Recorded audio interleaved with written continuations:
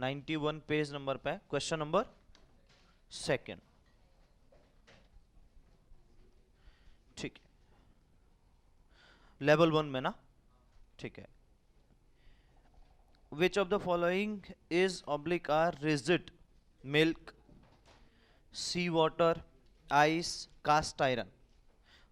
तो आइस और iron, cast iron, मतलब देखो वो आयरन के अलग अलग फॉर्म है। एक्सट्रैक्शन में अगर आप देखोगे इसको थोड़ा बहुत, मैं यहाँ पर तो उसको ज़्यादा डिस्कशन नहीं कर पाऊंगा। हम क्या करते हैं बेटा कि मेटल जब एक्सट्रैक्ट करते हैं तो एक्सट्रैक्ट करते वक्त अलग अलग टाइप के आयरन मिलते हैं। जनरली हमें पिग आयरन मिलता है पहले। पिग आयरन से फिर हम उसको कास्ट आयरन या रॉट आयरन में कन्वर्ट करते हैं। वो कन्वर्जन का प्रोसेस है, रहेगा सॉलिड फॉर्म में।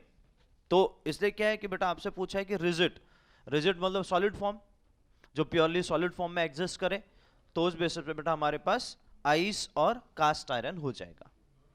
हाँ दोनों आएंगे ना, इज ऑब्लिक आर भी तो लिखा है ना, तो इसका मतलब एक से ज्यादा वो खुद भी कह रहा ऑप्शन हो सकते हैं, ठीक है ना। हाँ 6th क्वेश्चन, हाँ ये हुआ नहीं क्या? The concentration of solution is the mass of the solute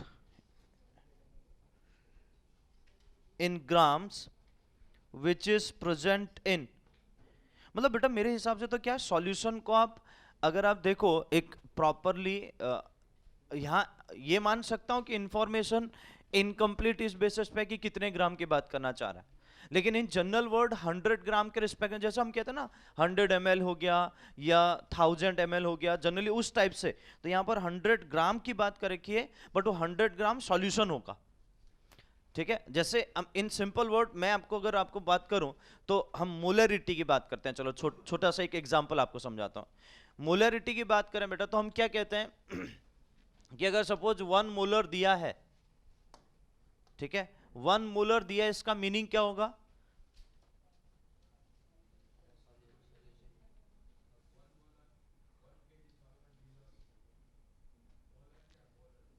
capital M लिखा है ना यार, तो तुझे तो समझ में आना चाहिए ना। हाँ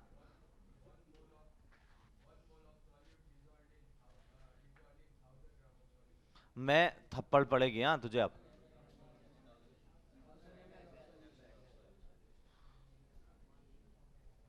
तुझे यही नहीं पता कि भाई कैपिटल एम और स्मॉल एम में डिफरेंस क्या क्या कर? कैपिटल एम मोलरिटी है बेटा, तो वॉल्यूम की बात की जाएगी, यहां वेट की बात नहीं की जाएगी। तो 1 मोल इन 1 लीटर बोलते हैं, ठीक है ना, 1 मोल इन 1 लीटर। तो वो क्यों बोला जाता है बेटा? उसकी यूनिट के बेसिस पे।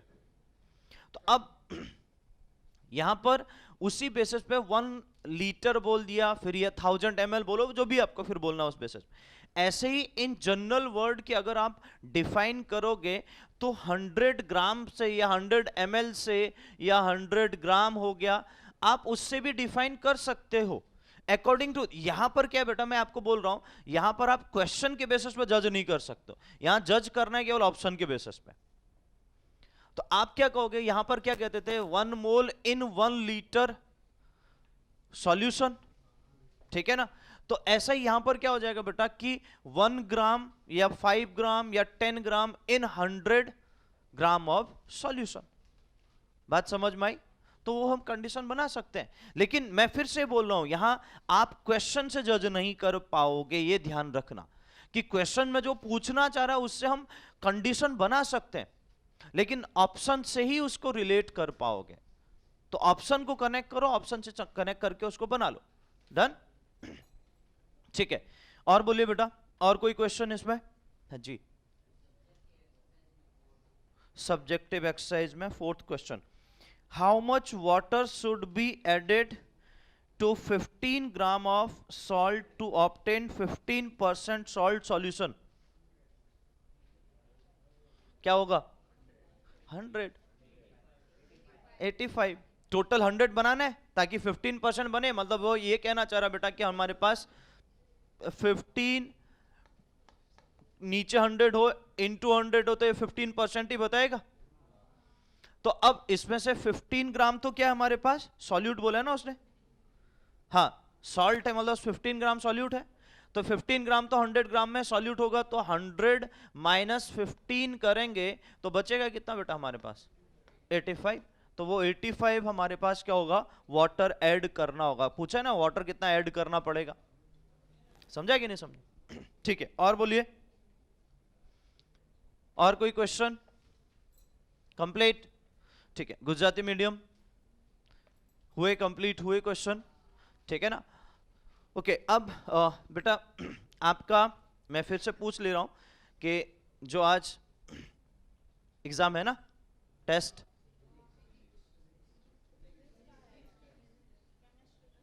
सैटरडे, ओके ठीक। तो किसी को कोई डाउट है तो बोल सकते हो उन पर्टिकुलर यूनिट में। सिलेबस तो बताया ना, कौन कौन सा, 9th का फर्स्ट यूनिट और पीरियोडिक टेबल 11th का, सही है ना?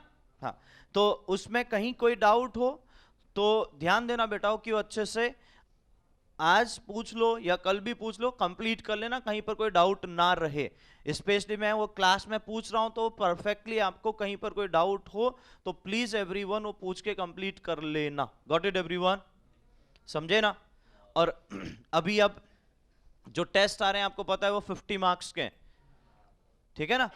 तो थोड़ा अच्छे से लिखना और ध्यान ये देना बेटा, मैं फिर से बोल दूं कि आपको मैं बार बार कहता हूं जब आप थ्योरी लिख रहे हो तो आप पहले ध्यान दो कि वो क्वेश्चन कितने मार्क का है, ठीक है ना? कभी कभी क्या होता है बेटा, हम क्वेश्चन 2 मार्क का होता है, क्वेश्चन को हम पूछ लेते हैं वहां पर उस बड़े क्वेश्चन को 2 मार्क्स में, तो आपको केवल सेलेक्टिव चीजें लिखनी है, उतनी चीजें तो लिखनी है जिसके बेस पे वो कंप्लीट एक्सप्लेन हो पाए, या जो क्वेश्चन जिस तरीके से फॉर्म में पूछा है तो वो चीज आप कंप्लीटली बता पाओ। होता क्या है कि बेटा हमने यहां पर क्वेश्चन थोड़ा बड़ा पूछा, आपने एक छोटा सा पॉइंट लिख के खत्म कर दिया, तो वो ध्यान रखना क्योंकि बेटा बाद में फिर मार्क्स ना मिले तो फिर ऐसा ना हो कि आप कंप्लीटली ये कहो कि सर इसमें मार्क्स नहीं दिए, इसमें मार्क्स नहीं दिए। क्योंकि मैं बार बार आपको बोल चुका हूं कि आप कंप्लीट एक्सप्लेन नहीं करोगे तो आपको मार्क्स नहीं मिलेंगे, या आपने एक ही पॉइंट को बार बार लिखा है बेटा तब भी मार्क्स नहीं मिलने वाले। तो एक चीज का ध्यान जरूर रखना कि आप जो भी कर रहे हो वहां पर जो जिस टाइप का क्वेश्चन पूछा है उस क्वेश्चन को समझिए, उस क्वेश्चन को कंप्लीटली कनेक्ट करिए कि भाई हाँ इसमें वो 2 मार्क्स के लिए क्या क्या पॉइंट्स हमारे पास कीवर्ड्स होंगे, और अगर वो 3 मार्क का क्वेश्चन है बेटा उस 3 मार्क में उसको किस तरीके से एक्सप्लेन करना है। अब आपने देखा कि अगर वो 2 मार्क का है बेटा तो 2 मार्क्स में उसको कितना हमें लिखना पड़ेगा जिससे हमें वो सभी इंफॉर्मेशन वो 2 मार्क्स में आ जाए। इंफॉर्मेशन सभी आनी है, ये ध्यान रखिएगा। अब आपको क्वेश्चन जितना दिया उसके अकॉर्डिंग अगर उतनी इंफॉर्मेशन आप नहीं दे रहे हो तो हो सकता है कि आपको आधा मार्क्स आपका कट जाए, तो फिर उसमें ये नहीं होना चाहिए कि सर आधा मार्क्स क्यों काटा, हमने तो लिखा था, 2 मार्क्स में इससे ज्यादा क्या लिखेंगे, ये पॉइंट नहीं उठना चाहिए। अभी वो रिटर्न में आपके नंबर ऑफ क्वेश्चन बढ़ चुके हैं इसलिए मैं आपको बोल रहा हूं, ये ध्यान दीजिएगा बहुत अच्छे से। बात समझ में आ रही? एमसीक्यू जो आपके हैं वो कितने हैं बेटा, 15, पता चला ना फॉर्मेट पेपर का? तो ये ध्यान देना बेटा कि वो 15 एमसीक्यू, उसके अलावा बाकी आपको दिख रहे हैं बेटा वहां पर जो 2 मार्क के हैं आपके कितने क्वेश्चन है, 6, 3 मार्क के 5 क्वेश्चन और 4 मार्क के 2 क्वेश्चन, सही है ना? तो मैं ये कहना चाह रहा हूं बेटा कि अगर आप क्वेश्चन को देख रहे हो तो क्वेश्चन पढ़ने के साथ साथ आप उसके साइड में वो कितने मार्क का है ये भी ऑब्जर्व करिए। और रही बात दूसरा ये कि बेटा अब ध्यान देना कि केवल और केवल मार्क्स देख के फिर उसमें कुछ भी लिखो तब भी मार्क्स नहीं मिलेंगे, ये भी समझ के चलिएगा।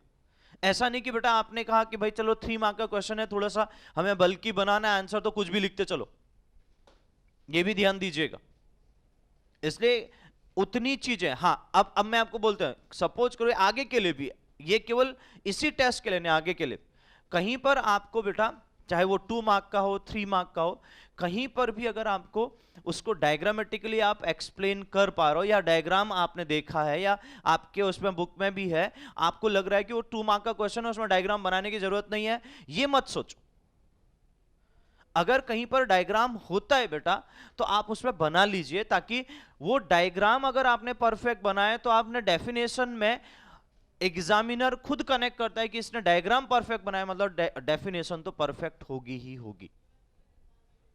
और हम क्या करते हैं उल्टा, डेफिनेशन सही से लिखना चाहते हैं जबकि डायग्राम नहीं बनाते। तो वो चीजें क्या होना था, हमें ऑब्वियस है कि वो परेशान करती है।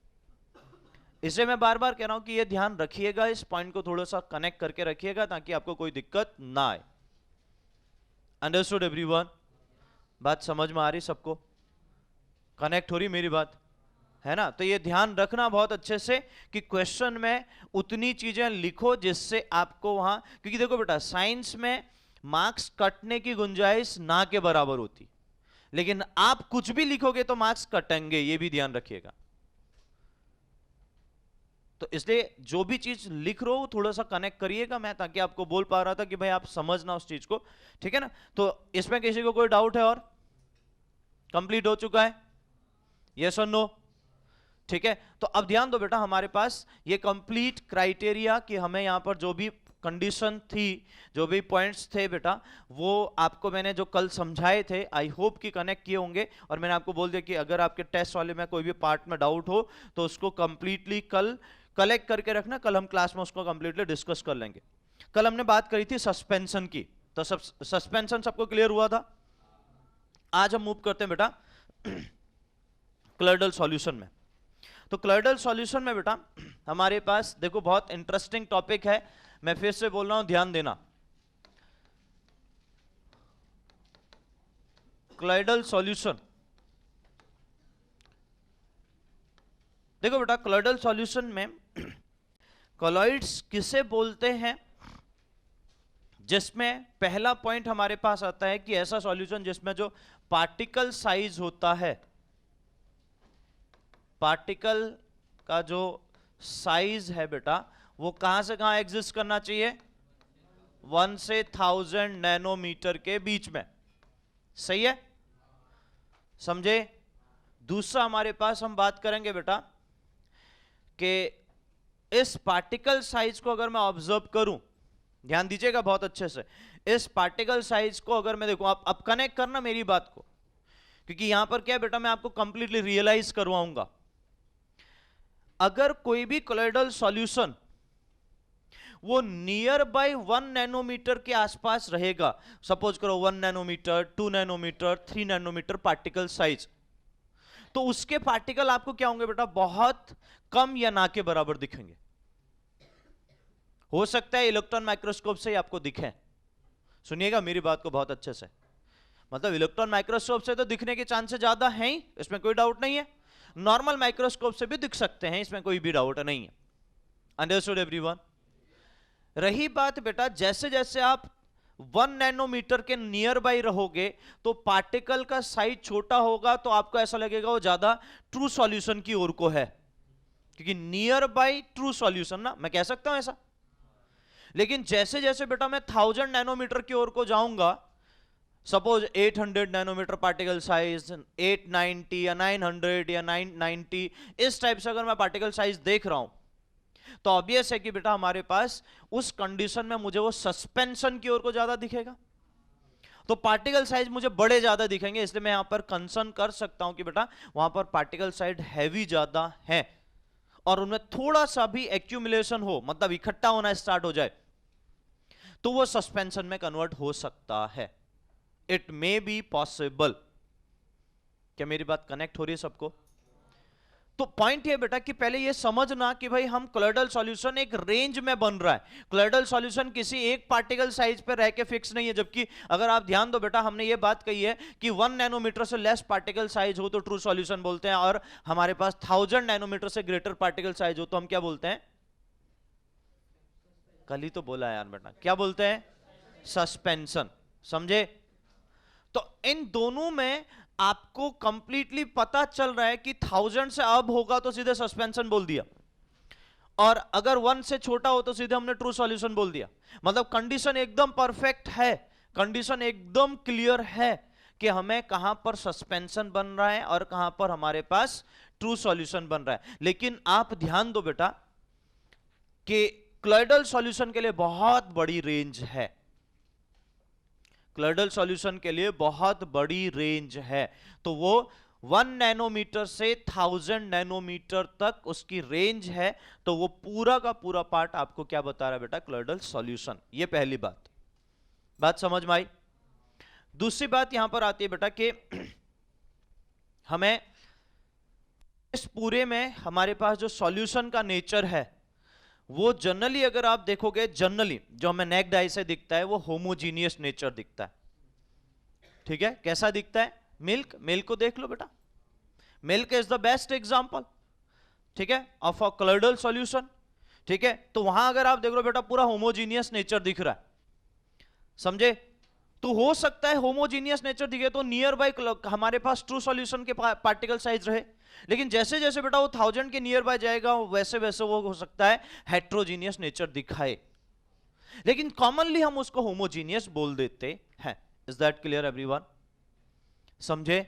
लेकिन मैं फिर से बोल रहा हूं बेटा कि हमारे लिए जो पार्टिकल साइज है वो उस बेसिस पे उसका नेचर डिफाइन किया जाता है कि वो होमोजीनियस होगा कि हेट्रोजीनियस होगा। हो सकता है कि बेटा हमें यहां पर कंप्लीट ऐसे कंडीशन को लेके चलना हो जहां पर पार्टिकल केवल हेट्रोजीनियस दिखाए, तो वो भी पॉसिबल है। मैं ये नहीं कह रहा हूं कि वो गलत है, लेकिन मैं आपको दोनों चीज रियलाइज करवाना चाह रहा हूं बेटा कि जितना 1 नैनोमीटर के नजदीक रहोगे उतना आपके हमारे पास होमोजीनियस नेचर ज्यादा दिखाएगा, जितना आप 1000 के नजदीक रहोगे उतना आपको वो हेट्रोजीनियस नेचर ज्यादा दिखाएगा।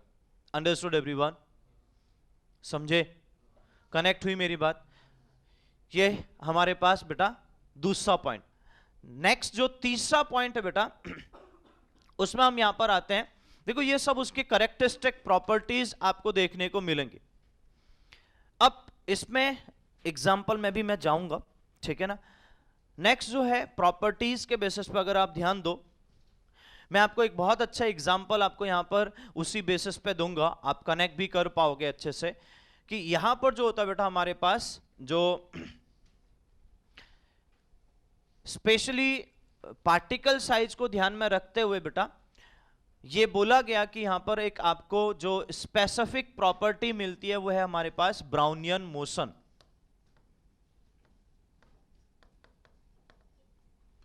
ठीक है, ब्राउनियन मोशन मतलब या जिगजैग मोशन भी बोल सकते हो बेटा, जो मैंने आपको ऑलरेडी समझाया भी है। ठीक है,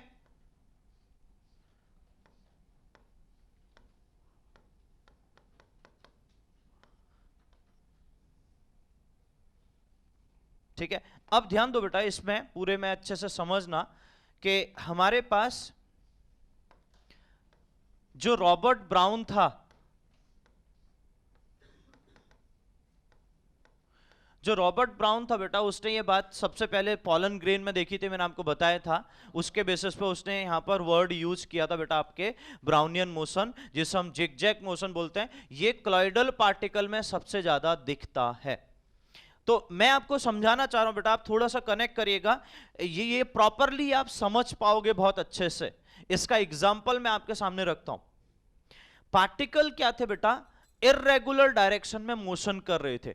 आप समझो, एक एग्जाम्पल मैं आपको बहुत प्रॉपरली देता हूं, कनेक्ट करिएगा बेटा, बहुत इंटरेस्टिंग है और आपने देखा भी है। इसे आपको शायद समझा पा रहा हूं इजिली कि आप समझ पाओ, उस एग्जाम्पल को फील कर पाओ।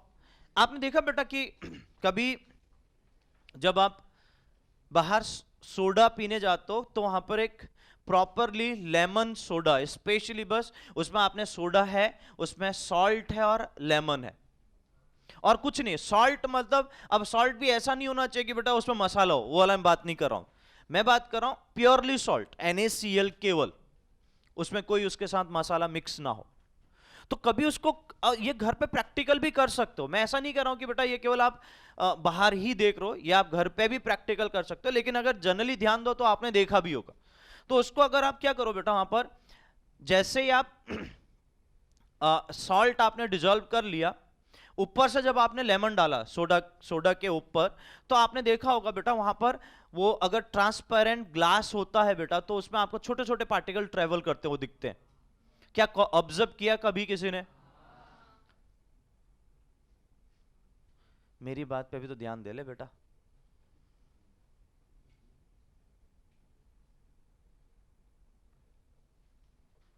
तूने नहीं पिया सोडा तो अलग बात है, लेकिन मेरी बात तो समझ ले, ठीक है ना। तो अब बेटा हमारे पास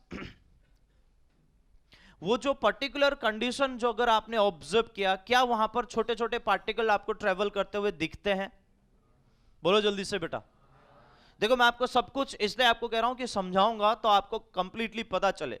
तो अगर आपको पार्टिकल ट्रेवल करते हुए दिखते हैं बेटा, तो वो पार्टिकल ही हम, और आपने कभी देखा हो उन जब वो चीजों को ऑब्जर्व किया हो तो बेटा वो पार्टिकल सेटल डाउन नहीं हो रहे, वो पार्टिकल कंटिन्यूअस मोशन करते रहते हैं एक डायरेक्शन से दूसरे डायरेक्शन के लिए। क्या मैं सही कह रहा हूं? यस और नो? तो वही कोलॉइडल पार्टिकल हैं एग्जैक्टली अगर बात करूं तो। अब वो कैसे फॉर्म हो रहा है ध्यान दो। एक ऑर्गेनिक एसिड है जिसे हम लेमन में, जो सिट्रस आपका फ्रूट जो होते हैं बेटा, वो सिट्रिक एसिड प्रेजेंट होता है। देखो अब ये कॉम्बिनेशन कैसा बना, ध्यान देना। Citric acid plus water plus salt plus soda यानी CO2, सही है ना।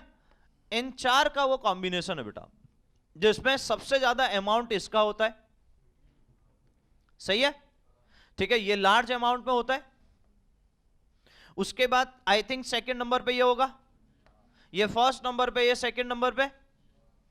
अब थर्ड नंबर तो डिपेंड करता टेस्ट, जिसका जैसा टेस्ट हो। क्या मैं सही कह रहा हूं भाई? किसी को ज्यादा अगर सिट्रिक एसिड, ज्यादा आपको सिट्रस पसंद है तो ज्यादा सिट्रिक एसिड ऐड कर लोगे, और किसी को थोड़ा सॉल्ट ज्यादा चाहिए तो बेटा वहां पर सॉल्ट ज्यादा ऐड कर सकते हो। ये डिपेंड करता है सिचुएशन पे। अगर सोडा आप ले रहे हो बेटा तो ये कंडीशन, हाँ ये ऑप्शनल है, ठीक है ना। ऑप्शनल क्यों है? क्योंकि बेटा अगर किसी को सोडा पसंद नहीं है तो वो इन तीनों से भी बेटा हमारे पास बना सकता है ना कॉम्बिनेशन, सही है कि नहीं है? तो मेरा पॉइंट ये बेटा कि अगर सोडा है तो ये सेकंड ऑप्शन में होगा, ये बात सही है। उसके अलावा बाकी ये आपके पास कंडीशन कि आप किस अकॉर्डिंग उसको ऐड कर। लेकिन ध्यान दो, मेरा कंसर्न ये है कि ये जो है वो ऑर्गेनिक कंपाउंड है, सही है। अब ऑर्गेनिक कंपाउंड में स्पेशली जब एसिड की बात की जाती है बेटा, तो हमारे पास जनरल, देखो general formula of acid is like this one. तो उसमें ये जो पार्ट होता है वो नॉन पोलर होता है। क्या होता है? नॉन पोलर होगा, मतलब हमारे पास इसकी सॉल्युबिलिटी कम हो जाएगी या नहीं होगी। अगर उसकी सॉल्युबिलिटी कम है और उसमें दूसरा पार्ट सॉल्युबल है तो वो क्या होगा? स्प्रैंगली सॉल्युबल बन जाएगा। और कब स्प्रैंगली सॉल्युबल हमें वो दिखेगा? हो सकता है कि बेटा पार्टिकल साइज उसका छोटा होता, हमें नेक डाई से नहीं दिख रहा था पहले, लेकिन जैसे हमने सॉल्ट ऐड किया, सॉल्ट ऐड करने से पहले वहां सॉल्यूशन बन चुका है। अब इंटरेक्शन कैसा है भाई? ध्यान दो, एक आयन है जो मैंने हाइड्रेशन एंथैल्पी में आपको समझाया था, एक आयन है, उसके NaCl है ना सॉल्ट में, उसके सराउंडिंग में वाटर मॉलिक्यूल अटैच होंगे। अब अटैच होंगे बेटा तो हाइड्रेशन एंथैल्पी की बात होगी, बात सबको समझ में आ रही? तो उससे NaCl तो डिसॉल्व हो चुका है, आपने सॉल्ट जब डाला। अब रही बात बेटा, जैसे आपने सिट्रिक एसिड ऐड किया, तो वो जो सिट्रिक एसिड ऐड किया बेटा, उसकी वजह से वो अब कंप्लीट डिसॉल्व नहीं हो सकता है, क्योंकि NaCl पहले ही डिसॉल्व हो चुका है। तो जब ऐसी कंडीशन होगी बेटा, वो पार्टिकल साइज आपको दिखना स्टार्ट हो जाएगा, और वही पार्टिकल इस मिक्सर के बेसिस पे दिखता है। ये मैंने क्या बोला? ये ऑप्शनल है। अगर आप ये नहीं भी डालोगे तब भी आपको दिखने वाला है, ये डालोगे तब भी आपको दिखने वाला है। तो इसका मतलब क्या बेटा? कि वो क्लोइडल सॉल्यूशन का ही फॉर्मेशन कर रहा है। वहां पर वो पार्टिकल साइज जो आपको मूवमेंट करते हुए दिखते हैं बेटा, वो इररेगुलर डायरेक्शन में मूवमेंट करते हैं, और जिससे हम कुछ इस टाइप से, अगर वो मूव इस तरीके से कर रहा है बेटा, इस टाइप से वो पार्टिकल का आपका मूवमेंट हो सकता है। So complete movement of particle in a irregular direction, that is known as zigzag motion या ब्राउनियन मोशन, जो ऑलरेडी मैंने आपको डिस्कस भी किया था। समझे कि नहीं समझे? तो ये उसकी दूसरी प्रॉपर्टी है बेटा, जो तीसरी प्रॉपर्टी जो बहुत इंपॉर्टेंट है। तो पहला हमने साइज की बात करी, दूसरा हमने उसके नेचर की बात करी कि हेट्रोजीनियस होगा, होमोजीनियस होगा। तीसरा मैंने आपके बात करी बेटा कि उसमें जिगजैग मोशन होता है। हम मूव करते हैं बेटा नेक्स्ट पॉइंट में। Next properties is Tyndall effect. Tyndall effect, अब देखिए बेटा इसको भी समझिएगा बहुत अच्छे से। टिंडल इफेक्ट क्या होता है बेटा? जस्ट अगर आप ऑब्जर्व कर रहे हो, यह हमारे पास एक क्लॉयडल सॉल्यूशन है। सपोज करिए ये क्लॉयडल सॉल्यूशन इस तरीके से है।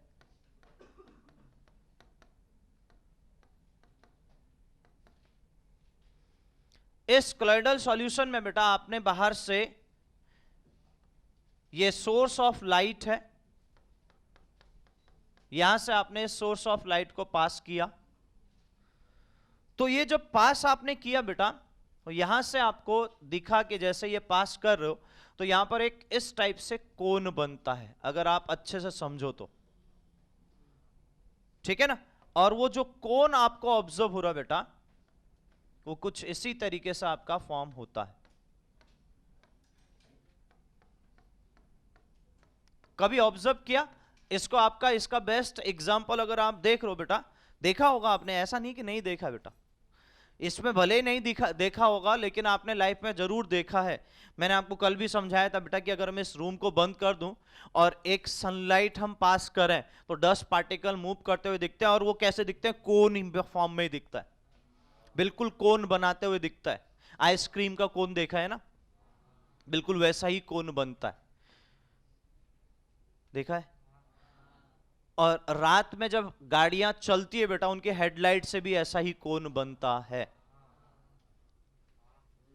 नहीं देखा? अब बेटा ये तो सब नेचुरल एग्जाम्पल है बेटा, जो लाइफ में जनरली दिखते हैं। अब ये भी नहीं देखे तो फिर मैं कुछ नहीं कह सकता बेटा इसमें, ये कॉमन एग्जाम्पल है। अब मैं यही तो कह रहा हूं बेटा, नहीं देखा है तो मैं कुछ नहीं कर सकता ना इसमें, बट ये कॉमन एग्जाम्पल है, मोस्ट ऑफ द सबने देखा होगा, सही है। दूसरा मैंने एग्जाम्पल बोला लाइट का एग्जाम्पल बेटा, इतना कॉमन, जो आपके नाइट में जो गाड़ियां चलती हैं बेटा, तो रोड में डस्ट पार्टिकल होते हैं, तो वहां पर भी कोन बनता है, देखा? वो भी कॉमन एग्जाम्पल है। तीसरा एग्जाम्पल आपको बताता हूं बेटा, जितने भी हमारे पास बेटा जो जंगल होते हैं बेटा, उसमें जब स्पेशली सनलाइट आपकी या तो स्टार्टिंग में या मिड में कभी भी आप देख लो बेटा, वो अगर बेटा वो उस जंगल के अंदर अगर लाइट आ रही है बेटा, वो भी कोन बनाते हुए दिखती है, देखा है ना। तो वो क्या हो, और वो कोन जो बनता है उसमें आपने प्रॉपर्ली देखा होगा, डस्ट पार्टिकल रैंडमली मोशन करते हैं, समझे कि नहीं समझे? मैं तो इसलिए आपको कह रहा हूं बेटा, ऐसे एग्जाम्पल दे रहा हूं जो नेचुरल। अब देखो जंगल का एग्जाम्पल ज्यादा आपको कनेक्ट नहीं कर पाएगा, क्योंकि ऐसे जंगल में आप गए हो कि नहीं गए ये डिपेंड करता है। लेकिन जो दो एग्जाम्पल बताए, इट इज मोस्ट कॉमन, कि वो कहीं पर भी आप यहां पर भी देख सकते हो, वो कहीं पर गाड़ियों की लाइट जो आपको बेटा वो रात को यहां पर भी जलेगी, तो कहीं पर भी होगा तो वहां पर भी आपको जलते हुए दिखेगी। तो हर एक जगह पर वो एग्जाम्पल कॉमन है, बात समझ में आ रही? तो वो इस टाइप का ही कोन बनाता है बेटा, जिससे हम एक, वो जो कोन बन रहा है उस कोन में जो पार्टिकल है, मेरा जस्ट कंसर्न ये है बेटा कि इसमें जो प्रेजेंट पार्टिकल हमारे पास है, अगर मैं पार्टिकल की बात करूं, ये जो पार्टिकल है ये हमारे पास, हमें यहां पर भी वो इर्रेगुलर मोशन करते हुए दिखे, यहां पर जो पार्टिकल प्रेजेंट है, तो वो पूरा का पूरा ये दिख रहा है बेटा कि पार्टिकल में जो मोशन हो रहा है वो भी यहां पर भी इरेगुलर है, बट वो कोन के फॉर्म में। ऐसा ही सॉल्यूशन में भी ये देखा गया, जो क्लॉयडल सॉल्यूशन था, जिसे हम सॉल भी बोलते हैं। आगे जाके मैं एक वर्ड और इंट्रोड्यूस कर रहा हूं यहां पर, क्लॉयडल सॉल्यूशन को हम सॉल भी बोलते हैं। अगर कॉमनली हम बात करें तो क्लॉयडल सॉल्यूशन को मैं यहां पर लिख देता हूं बेटा, क्लॉयडल सॉल्यूशन को हम बोलते हैं बेटा sol, it is commonly known as a sol, ठीक है ना, इनको सॉल भी नाम दिया जाता है। तो पॉइंट ये बेटा कि क्लॉयडल सॉल्यूशन में या सॉल में आपको वो प्रॉपरली पार्टिकल का मूवमेंट होते हुए दिखा जब सनलाइट पास करी। मुझे एक चीज बताओ बेटा, जस्ट मैं आपको एक एग्जांपल देता हूं, वो कौन भले आपको नहीं दिखता है ना हमें दिखता है, वो केवल अगर आप केवल लाइट पूरे रूम में आप पूरा, जैसे आपको ये बोर्ड में दिख रहा है, अगर मैं बात करूं, ये सपोज पूरा ब्लैक नहीं होता तो ये आपको प्रॉपरली नहीं दिख पाता। सही है कि नहीं है? बात समझ पा रहे हो? अगर ये पूरा ब्लैक नहीं होता तो आपको ये नहीं दिखता। ये पूरा ब्लैक है तो ये प्रॉपरली आपको ऑब्जर्व हो रहा है। तो मैं यही कहना चाह रहा हूं कि ये प्रैक्टिकल अगर हम रूम में करें तो हमें पूरा रूम को ब्लैक करना पड़ेगा और फिर लाइट पास करनी होगी, तब तो हमें वो कोन बनते हुए दिखेगा। Understood everyone? अदरवाइज नहीं दिखेगा। अगर आप ये सोचो कि सिंपली बनते हुए दिखे वो कोन, वो पॉसिबल नहीं है। तो मैंने आपको ये बात कही कि बेटा पार्टिकल का इररेगुलर मोशन, आप मुझे बताइए बेटा, जब मैंने आपको सोडा वाला एग्जांपल दिया तो बेटा उसमें पार्टिकल को देखने के लिए आपको क्या अंधेरे में आप देख सकते हो कि वो पार्टिकल रैंडमली मोशन करे, या पार्टिकल दिखेंगे आपको? पहले बताओ, नहीं दिखेंगे। आपको उसके लिए क्या चाहिए? प्रॉपर लाइट चाहिए।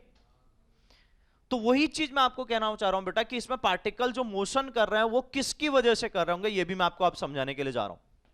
तो वो जो कोन बन रहा है वो किस वजह से बन रहा है? तो आपने क्या किया बेटा, ये जब देखा गया प्रैक्टिकली, वहां तो आपको क्या हो रहा है, आपने वो ग्लास लिया, ग्लास में देखा सनलाइट पूरे ग्लास में आ रही है और हर एक डायरेक्शन से दिख रही है। सपोज एक डायरेक्शन होता तो अलग बात थी, लेकिन वो पूरे ग्लास में अगर आप देख रहे हो बेटा, सपोज एक ग्लास है, इसमें चारों ओर से लाइट पड़ रही है, तो आपको केवल पार्टिकल इररेगुलर मोशन करते हुए दिखेगा। क्या मैं सही कह रहा हूं? यस और नो? लेकिन सपोज करो बेटा, मैं कहता हूं कि बेटा वो पूरा आपका एक बीकर है, उस बीकर में हम जो सनलाइट पास कर रहे हैं एक पर्टिकुलर पॉइंट पे पास कर रहे हैं। मेरी बात कनेक्ट हो रही सबको? ये पूरा ग्लास है, सपोज करो ये पूरा हमारा क्लर्डल सॉल्यूशन से फिल है, इसमें मैं केवल यहां पर लाइट पास कर रहा हूं, तो ऊपर और नीचे लाइट पास नहीं हो रही और पूरा रूम में मेरा कंप्लीट ब्लैक है। समझ पा रहे हो ना मेरी बात को? ठीक है, थोड़ा विजुलाइज करिएगा बहुत अच्छे से। मैंने आपको बोला बेटा ये ग्लास है, इस ग्लास में पूरा आपका क्लर्डल सॉल्यूशन फिल है। अब मैं लाइट जो पास कर रहा हूं केवल यही एक ही स्पेसिफिक एरिया पे पास कर रहा हूं, पूरे पे पास नहीं कर रहा हूं। समझे कि नहीं समझे पहले बताओ? अब जैसे स्पेसिफिक एरिया पे पास करूंगा बेटा, तो वहां पर जो उतने जोन में जो प्रेजेंट पार्टिकल होंगे उनकी काइनेटिक एनर्जी बढ़ जाएगी।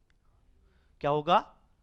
काइनेटिक एनर्जी बढ़ जाएगी एज कंपेयर टू अदर, जो ऊपर और नीचे हैं उनके कंपैरिजन में उन जोन की पार्टिकल की काइनेटिक एनर्जी क्या हो जाएगी बेटा? बढ़ जाएगी।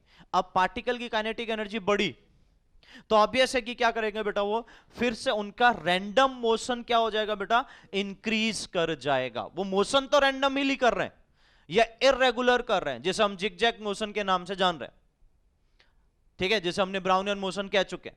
लेकिन क्या होता है बेटा, उस जोन पे पर्टिकुलर जहां पर आपने लाइट पास करी वहां पर काइनेटिक एनर्जी उस सब्सटेंस की, उस पर्टिकुलर सॉल के पार्टिकल की एनर्जी क्या हो गई बेटा? बढ़ गई। तो मैं कह सकता हूं कि इतने जोन पे, ये पर्टिकुलर जोन पे जो काइनेटिक एनर्जी होगी, काइनेटिक एनर्जी ऑफ पार्टिकल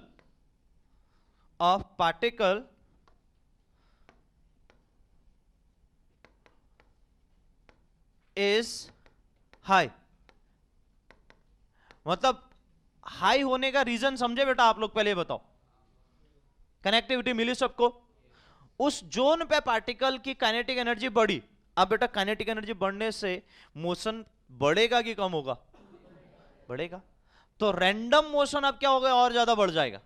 और ज्यादा बढ़ना मतलब वहां पर वो फिर आपको प्रॉपरली अच्छे से विजिबल हो पाता है, क्योंकि उतने में ही लाइट आपकी आ रही है और उतने ही जोन में लाइट जा रही, तो उतने ही जोन में जो पार्टिकल है उनकी काइनेटिक एनर्जी बढ़ी और उनकी एनर्जी बढ़ी तो ऑब्वियस है कि बेटा वो आपको फिर और ज्यादा इरेगुलर मोशन करते हुए दिखे। मतलब दिखेंगे तो पूरे सिस्टम में भी, क्योंकि अगर पूरा सिस्टम में आप लाइट डाल दो बेटा तो पूरा सिस्टम एक साथ लाइट को एब्जॉर्ब कर रहा है, लेकिन एक इंडिविजुअल जोन में आपने डाला तो बेटा वहां पर वो कोन बनते हुए क्यों दिखा? क्योंकि उतने में ही पार्टिकल की एनर्जी बढ़ी। अब क्या होता है बेटा, ध्यान दो, एक मिनट बेटा। अब क्या होता है, जैसे आपने लाइट यहां से पास करी, तो बेटा ये जो कोन बनने का रीजन है, ये भी मैं आपको समझाना चाह रहा हूं कि कोन किस तरीके से बनेगा। ये जो कोन बनने का रीजन है, यहां से लाइट ज्यादा आ रही है। अब ज्यादा आएगी बेटा तो यहां से क्या होगा, पार्टिकल ज्यादा एरिया ऑक्यूपाई कर पाएंगे। क्यों? क्योंकि जहां से एनर्जी ज्यादा मिलेगी बेटा, वो ज्यादा स्पेस क्यों ऑक्यूपाई कर पा रहे हैं? क्योंकि ज्यादा मॉलिक्यूल को एनर्जी मिल पा रही है। लेकिन जैसे जैसे वो मिड में जाते रहे या अंदर की ओर को जा रहा है तो वो एनर्जी कम होते जाएगी ना, हाँ कि ना? अगर ये ग्लास है बेटा, आप इसमें पूरा सॉल्यूशन रखा है, तो आप ध्यान दो बेटा, यहां से आपने लाइट पास कराई तो वो जो पहला लेयर होगा उसको एनर्जी सबसे ज्यादा मिली होगी, फिर आगे जाके लेयर का आगे जाके एनर्जी कम ट्रांसफर होते जाएगी, क्योंकि एनर्जी बाहर से आने वाली एनर्जी तो इक्वल है, उतनी ही है। लेकिन अब क्या हुआ बेटा, पहली लेयर को एनर्जी ज्यादा मिली, फिर दूसरी लेयर को कम, फिर कम कम, तो अब आप देखो बेटा ज्यादा मिली मतलब पार्टिकल ज्यादा हमारे पास एनर्जी एब्जॉर्ब करेंगे, ज्यादा number of particle energy absorb करेंगे, तो क्या बनेगा बेटा, यहां लेयर बड़ी बनी, फिर कम होते गई, फिर कम होते, मतलब जो लेयर मैंने लाइनिंग दिखाई, पहले में ज्यादा लेयर में पार्टिकल थे, फिर कम हुए, फिर कम हुए, फिर कम हुए, इस तरीके से बेटा क्या होगा आपका, वो पार्टिकल हमारे पास क्या होते जाएंगे, कम होते जाएंगे एनर्जी के बेसिस पे। आप बताओ इस तरीके से कोन ही बनेगा ना, बनेगा कि नहीं बनेगा? कोन बनने का भी उसके पीछे रीजन है। Understood everyone? कि हम उसको कोन क्यों बोल रहे हैं और कोई शेप क्यों नहीं बना?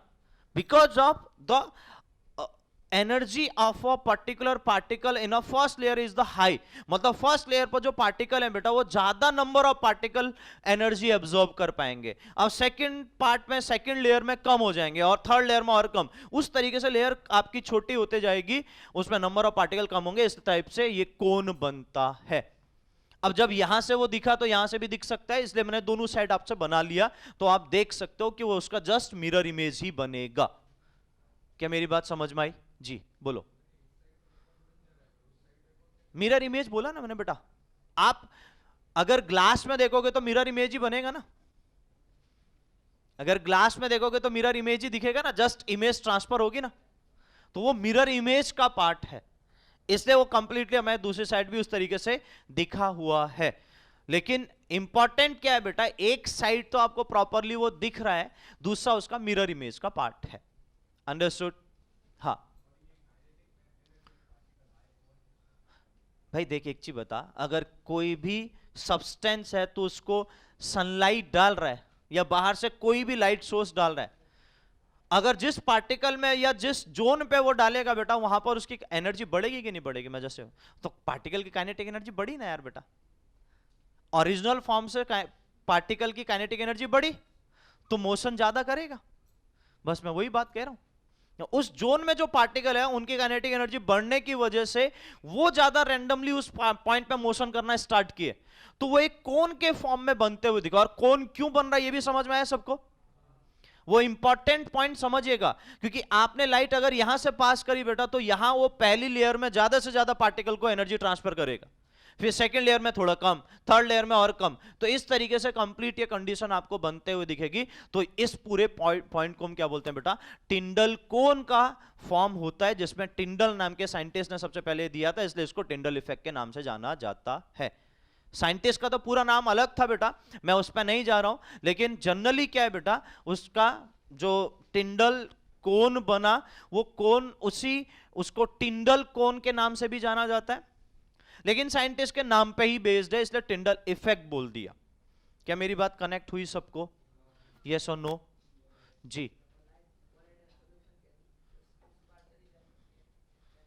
हाँ, तो अब देखो ये तो डिपेंड करता है ना कि बेटा हमारे बॉडी में अगर कोई लाइट आ रही है, ठीक है ना, तो ऑब्वियस है कि हमारा लाइट हमसे पास नहीं हो सकती है, ये केवल हम क्या कर रहे हैं? विजुलाइज कर रहे हैं, ये केवल हम विजुलाइज कर रहे हैं कि नहीं पास हो सकती है।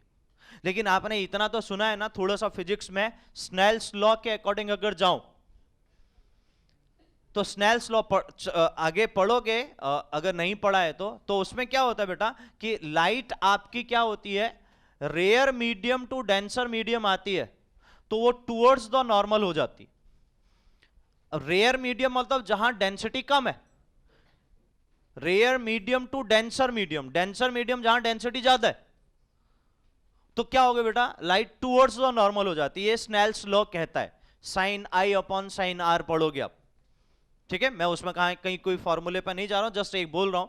तो वो अब क्या है बेटा, इसका मतलब ये हो गया कि बेटा ये एक लेयर में पास हुई, ऐसे बहुत सारे लेयर हैं।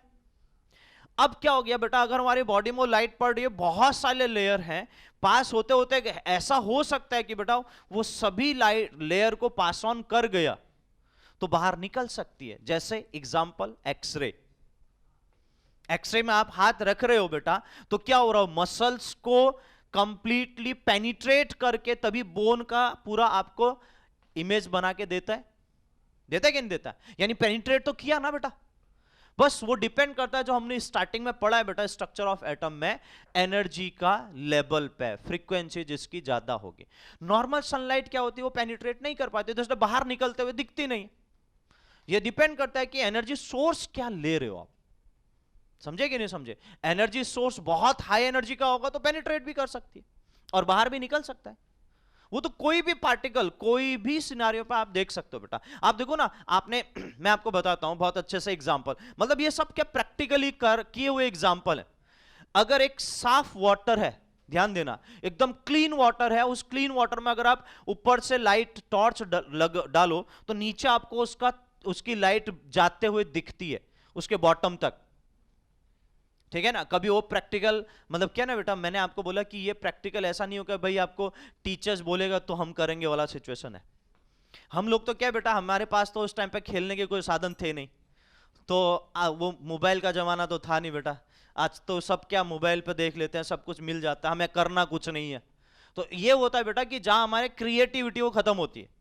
हम क्या करते थे बेटा, वो ग्लास में या जो भी, अगर हमारे पास कांच के जो बर्तन होते थे बेटा, उसमें पानी रखते थे और ऊपर से टॉर्च डालते थे, टॉर्च को हमने एक रस्सी में बांध दिया, ऊपर से चालू कर दिया और नीचे से देखते थे, तो हमें पता चलता था कि नीचे तक पास हो रही है कि नहीं हो रही। ये सब प्रैक्टिकल है और इससे क्या होता है बेटा, हम रे ऑप्टिक्स को बहुत अच्छे से समझ सकते हैं। जिसमें क्या ना, आज भी अगर मैं बात करूं बेटा, आज भी बहुत सारे बच्चों को समझ में जो नहीं आता उसके पीछे उसका प्रैक्टिकल ऑब्जर्वेशन है, क्योंकि वो प्रैक्टिकली ऑब्जर्व करते नहीं। सब कुछ हाथ में क्या चाहिए बेटा, कि सब कुछ हमें दिमाग ना लगाना पड़े, बहुत इजीली हमें बस दिख जाए, करना नहीं है। क्योंकि जब तक बेटा देखो, दो चीजें हैं, एक करना, एक खुद उस चीज को इंप्लीमेंट करना प्रैक्टिकली, और एक चीज होता है देखना, इन दोनों में बहुत बड़ा डिफरेंस है।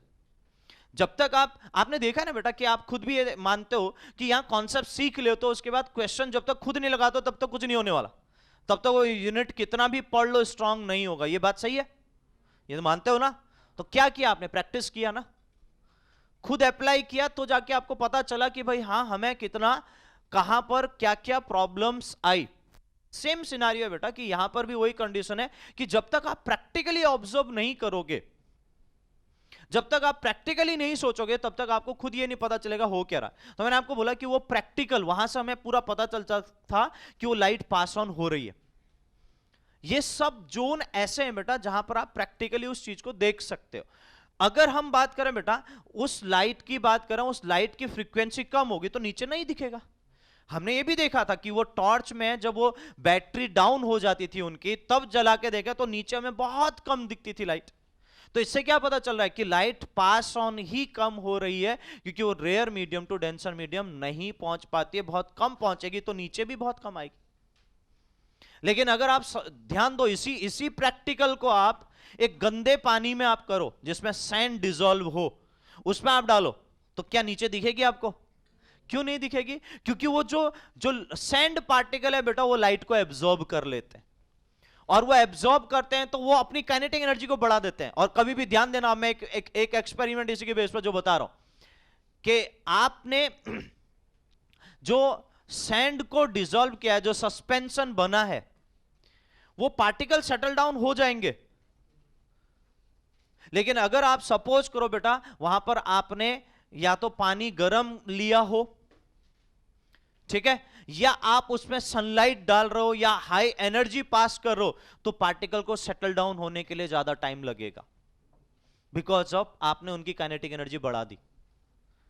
समझे कि नहीं समझे? तो ये सब फैक्टर बेटा उन कंडीशन पर डिपेंड करता है, और ये सब चीजें होती हैं कि प्रैक्टिकली आपने उन चीजों को ऑब्जर्व किया है कि नहीं किया है। इससे मैंने आपको बोला, तो ये बात सबको कनेक्ट करी, यस और नो? तो ये जो पार्ट है बेटा टिंडल इफेक्ट का, ये भी बहुत इंपॉर्टेंट पार्ट है।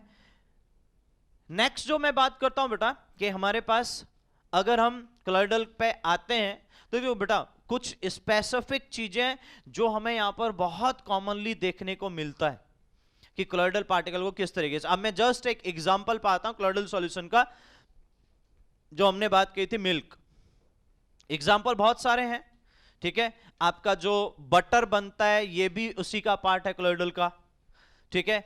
आपका जो जेली होती है बेटा, जो आप जेली की बात करो बेटा, वो भी इसी का पार्ट है।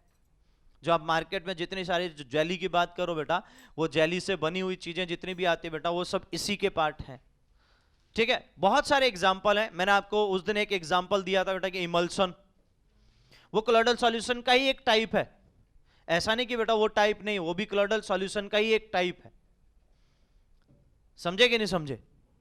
तो इन सिंपल वर्ड ये पूरा जो जोन है बेटा, ये आपको बहुत अच्छे से पहले कनेक्ट करना आना चाहिए। यहां पर भी जो मैंने आपको सॉल्यूशन की बात करी थी, यहां पर भी वो सभी कैटेगरी के टाइप आपको देखने को मिलते हैं, समझे कि नहीं समझे, ठीक है। तो उसमें मैं थोड़ा सा आगे मूव करता हूं। अब देखो आप अच्छे से ध्यान देना, इस कोलॉइडल सॉल्यूशन में हमारे पास जो एग्जाम्पल है बेटा वो आपको यहां पर दिए हुए हैं, देखिए ब्लड दिया हुआ है, मिल्क दिया हुआ है। ब्लड में मतलब जो हमारे पास उसके जो मेन, जैसे आरबीसी आप कह रहे हो बेटा, फिर हीमोग्लोबिन के जो अलग अलग पार्ट्स हैं, वो जो पूरा सब चीजें जितने भी वहां पर है, कैल्शियम जो है बेटा, वो सब चीजें जो डिजोल्व हो रखे हैं, वो कंप्लीटली आपका जो सिस्टम बना रहा है बेटा, वहां पर वो सब आपके यहां पर जो प्रेजेंट है बेटा उस ब्लड में, वो पूरा आपका कोलॉइडल सॉल्यूशन बनाता है।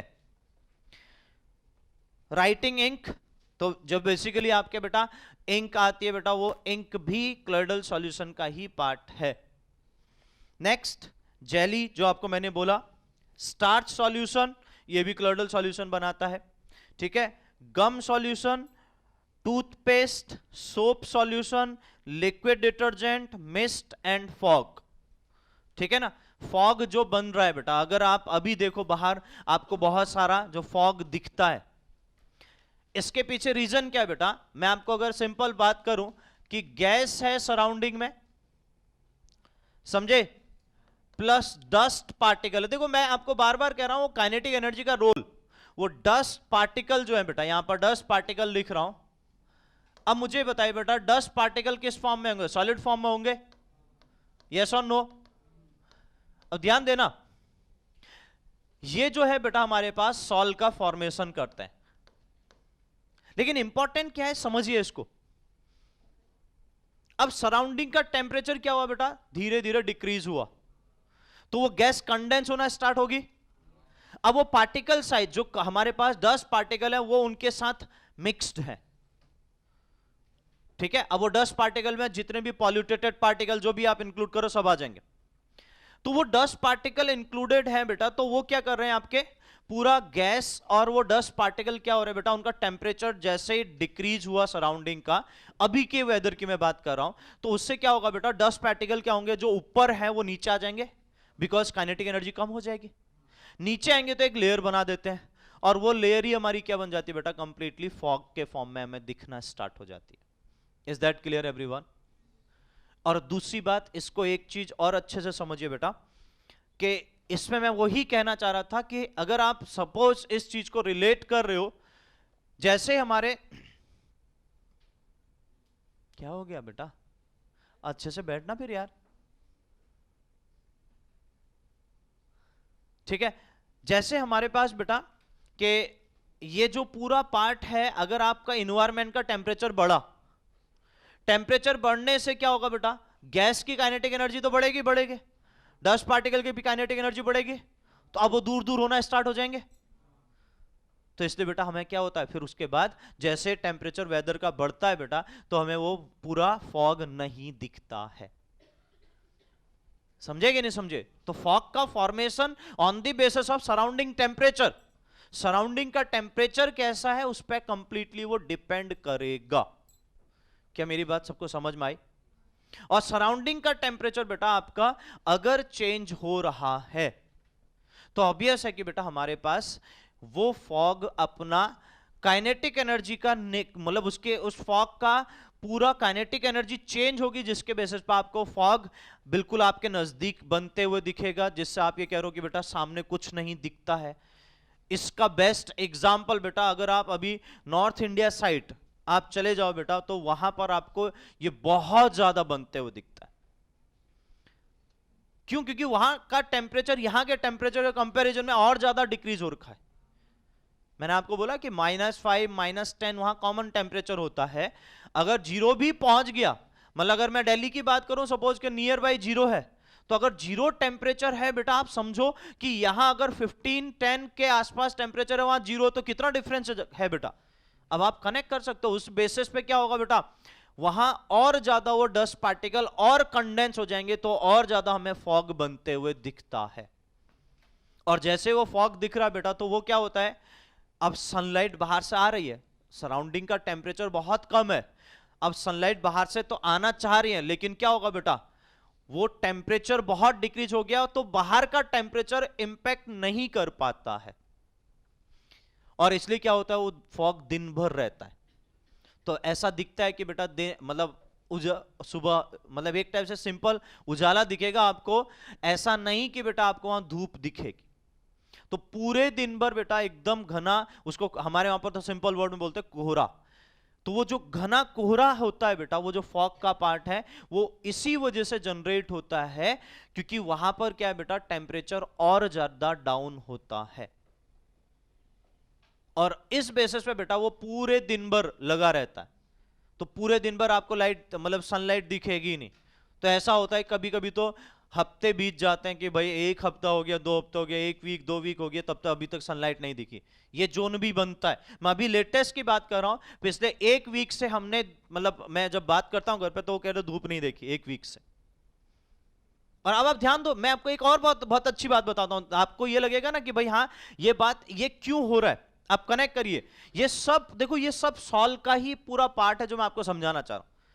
अगर आप हिली एरियाज पे चले जाओगे ना, एकदम हिली एरियाज पे, वहां पर ये नहीं दिखेगा, वहां पर होता ही नहीं। अब आप कहोगे क्यों? क्योंकि वहां पॉल्यूशन है ही नहीं। ये प्रॉब्लम किसकी वजह से है? पॉल्यूशन की वजह से।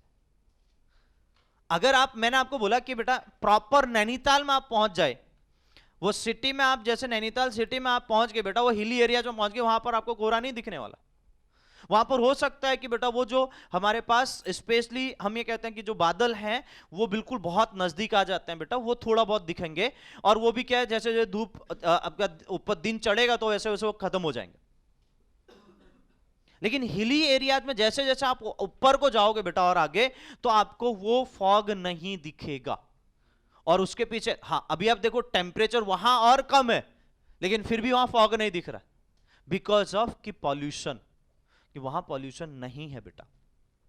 और वो पॉल्यूशन है, अब देखो डस्ट पार्टिकल, ऐसा तो नहीं कहूंगा कि डस्ट पार्टिकल वहां नहीं होते, वहां जो डस्ट पार्टिकल है किसके हैं, जो आपकी क्ले है, वो क्ले जो होती है बेटा, वो हवा में उड़ते रहती है। तो उस वो डस्ट पार्टिकल, अब वो हवा में उड़ते रहे बेटा, वो हैवी होते हैं, वो सेटल डाउन हो जाते। जबकि ये जो डस्ट पार्टिकल है बेटा, ये बहुत छोटे होते हैं, ये सेटल डाउन इजीली नहीं हो पाते। तो ये फिर क्या हो रहे हैं, उस इन्वायरमेंट से कंडेंस हो रहे हैं, तो जाके आपको वहां पर क्या होता है, फॉग बनते हुए दिखता है कंप्लीटली। Understood everyone?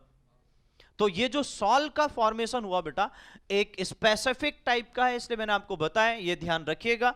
तो ये पूरा करेक्टरिस्टिक्स ऑफ क्लोइडल, जिसमें मैंने आपको पार्टिकल साइज की बात करी, क्लोइडल particles of the visible under the powerful microscope, मैंने आपको बोला कि भाई उसको माइक्रोस्कोप से तो हम देख सकते हैं।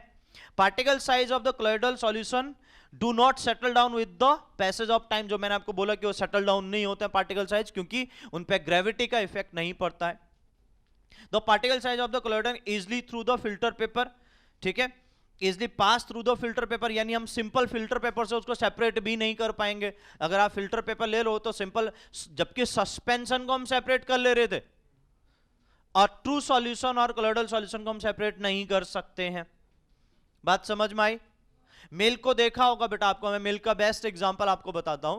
मिल्क को देखा होगा, अगर आप वो छन्नी जिसे आप सीप बोलते हो बेटा, उस सीप से पास करो तो उसमें ऊपर अगर क्रीम लगी होगी तो क्रीम आपके ऊपर आ सकती है। जो क्रीम पार्ट है बेटा वो सेमी सॉलिड का पार्ट, लेकिन बाकी का मिल्क आपका नीचे ही जाएगा। समझे कि नहीं समझे? तो वो कंडीशन भी आपको कंप्लीटली समझ में आ रही होगी। तो सिंपल फिल्टर पेपर से वो पार्ट्स नहीं हो सकता, जबकि एक फिल्टर पेपर आता है बेटा जो सबसे ज्यादा प्योरेस्ट फिल्टर पेपर बोला जाता है, वॉटमैन फिल्टर पेपर। वॉटमैन फिल्टर पेपर से बेटा ये पास ऑन हो सकता है। जैसे मैं आपको एग्जांपल दूं, आप क्या करो बेटा, अगर हम यहां पर इस टाइप से वो कोन बना लें और इसमें हम यहां पर फिल्टर पेपर लगा लें, एक सिंपल फिल्टर पेपर लगाएं, तो मुझे पता है बेटा कि यहां पर पार्टिकल पास ऑन हो जाएंगे। मैं दूसरा फिल्टर पेपर इसी के ऊपर लगा दूं तो अब बेटा थोड़ा सा डिफिकल्ट होगा, तीसरा और लगा दूं, ऐसे बहुत सारे लगा के मैंने फिल्टर पेपर को उनमें बहुत सारी लेयर बना ली। तो क्या होगा बेटा, आपको जैसे जैसे आप फर्स्ट फिल्टर पेपर में देख रहे हो तो आपका सेपरेशन अगर पार्टिकल का नहीं हुआ तो सेकंड में हो सकता है, थर्ड में हो सकता है, फोर्थ में हो सकता है। तो लेयर जितनी ज्यादा बनाओगे उतना हमारे फिल्टर पेपर की क्वालिटी बढ़ते हुए जाएगी। बात समझ में आई? तो इसलिए क्या होता है बेटा, वो आपका कंप्लीटली पास ऑन हो सकता है और पास ऑन नहीं हो सकता है। ये दोनों कंडीशन उस फिल्टर पेपर पे किस तरीके से आप बना रहे हो उस पर डिपेंड करता है। लेकिन मैंने आपको बोला कि सबसे बेस्ट फिल्टर पेपर जो माना जाता है वो वॉटमैन फिल्टर पेपर होता है। ठीक है, next, the particle of क्लोइडल solution scatter light, that is when strong beam of light is pass through the colloidal solution the path of beam becomes visible. जो आपको बताया था इससे पहले, कनेक्ट हो रहा है अभी सबको? यस और नो? ठीक है, the colloidal solution are not transparent but transparent in nature. मतलब कहने का मीन्स वो ट्रांसपेरेंट नहीं होते। क्लोइडल पार्टिकल जब आप देखोगे बेटा तो आपको ट्रांसपेरेंट नहीं दिखेंगे। ट्रांसपेरेंट का मतलब अगर आप समझ पा रहे हो बेटा कि पार्टिकल, आप ऐसा नहीं कि पार्टिकल को इधर से उधर आप पूरा देख पाओगे, लेकिन वो ट्रांसलूसेंट का मतलब वो पार्टिकल आपको दिखेगा, वो पार्टिकल को अलग अलग आप जरूर देख सकते हो। जो मैंने आपको बेस्ट एग्जांपल सबसे पहले सोडा सॉल्यूशन का बताया, उसमें पार्टिकल आप देख सकते हो लेकिन वो पार्टिकल ट्रांसपेरेंट होगा ऐसा कह पाओगे आप देख के? आप कहोगे कि नहीं ट्रांसपेरेंट नहीं है, क्योंकि वाटर का नेचर आपका ट्रांसपेरेंट हो सकता है बेटा, लेकिन मैं ये बात कर रहा हूं जब सॉल्यूशन बना दिया तो फिर उस समय वो 100% ट्रांसपेरेंट वैसा ही हो ऐसा जरूरी नहीं है। Understood everyone? तो ये भी ध्यान दीजिएगा बेटा बहुत अच्छे से। The particle of a colloidal solution are electrically charged. ये बात भी सही है बेटा। अब मुझे बताओ बेटा कि मैं सपोज वहां सिट्रिक एसिड की बात नहीं करता, लेकिन NaCl डाला है, NaCl डालने से आप ये कहोगे ना कि उसमें आयंस हैं, और आयंस होंगे तो बेटा अब मैं आपसे पूछता हूं बेटा, NaCl सॉल्यूशन में करंट ज्यादा लगेगा कि सिंपल वाटर में करंट ज्यादा लगेगा?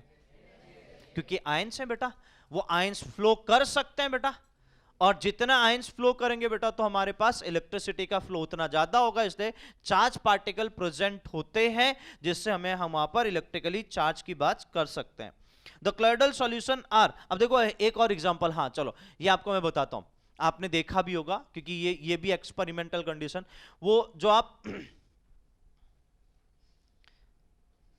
तुम लोग बहुत महान होते चल रहे हो यार बेटा। वो स्केल देखिए ना, आपने सर पे घिस दो और उसके बाद उसको एक कागज से जो अट्रैक्ट होता है, तो वो चार्ज पार्टिकल की बात है। चार्ज का डिस्कवरी वहीं से हुई थी, देखा है ना? स्केल में अगर आपने बेटा उसको आपने हेयर में जैसे रब किया, उसके बाद पेपर के पास में लेके गए, वो खींचना स्टार्ट कर देता है, सही है ना? ये सब काम वो क्या ना, यहां पर भी बहुत सारे लोगों ने किए हैं, लेकिन ये सब काम मैंने आपको क्या बोला ना, बहुत सारा इसलिए किया है जो कि आपके सामने रख पा रहा हूं, क्योंकि ये सब चीजें बेटा कुछ नया इसलिए दिखता है क्योंकि आप प्रैक्टिकली करोगे तो ज्यादा आपको प्रॉपर्ली फील होगा। बाद में कर लेना बेटा, बाद में कर लेना, होता है, ये सबको पता है ना? मान रहे हो ना, ये सबने देखा है ना, कम से कम जिनने किया होगा उनको तो ज्यादा रियलाइज हो पा रहा होगा अच्छे से, है ना? तो कहने का मीन्स बेटा ये सब चीजें वही, उसी तरीके से वो चार्ज पार्टिकल बेटा हमारे पास क्लोइडल का नेचर भी है। ओके, नेक्स्ट बेटा हमारे पास colloidal solution are heterogeneous in nature. तो हेट्रोजीनियस नेचर मतलब वो सिंपली ये कहना चाह रहा है, इसलिए मैंने आपको देखो दोनों कंडीशन बता दी है, जितना नियर बाय हमारे पास वो सस्पेंशन की ओर को होगा उतना हमें हेट्रोजीनियस नेचर प्रॉपर्ली दिख पाएगा। समझे कि नहीं समझे? ठीक है, उसके बाद बेटा टिंडल इफेक्ट, ये मैंने आपको पूरा बताया, ये एक्सपेरिमेंट पूरा आप अच्छे से देख सकते हो। और उसके बाद हम क्लासिफिकेशन ऑफ क्लॉइड्स की बात करेंगे। तो यहां तक आप कंप्लीट कर लीजिएगा बेटा, और अगर किसी को कोई डाउट हो तो कल हम डिस्कशन कर लेंगे। डन, ठीक।